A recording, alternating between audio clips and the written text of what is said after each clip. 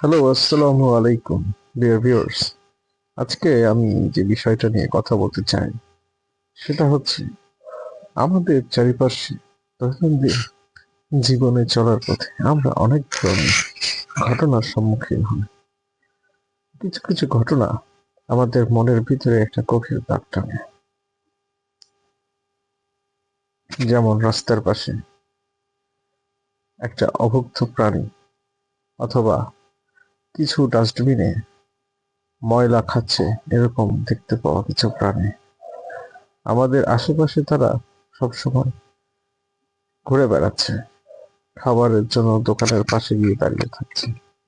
এই অভুক্ত প্রাণীগুলোকে দেখলে দয়া করে তাদের প্রতি সদয় হন।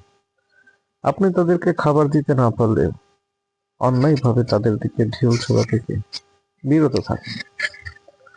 ওরা নীরবে নিভৃতে পরিবেশের উপকার করে যাচ্ছে। প্রত্যেকটা প্রাণী তৈরি করা হয়েছে কোনো না কোনো পারপাসের জন্য। আপনি সেটা বুঝতে না পারলে আপনি তার ক্ষতি না করবেন, উপকার না করলে ক্ষতি করতে যাবেন না। প্রাণীর প্রতি দয়া, মায়া, মহব্বত এগুলো আপনাকে একজন পরিপূর্ণ মানুষ হয়ে গড়ে উঠতে সাহায্য করবে, পরিবেশকে ঠিক রাখতে সাহায্য করবে। এই সমাজকে গঠনে আপনার ভূমিকা একটা প্রাণীর প্রতি সদয় অথবা ভালোবাসার মাধ্যমে প্রকাশ পেতে পারে। ধন্যবাদ সবাইকে।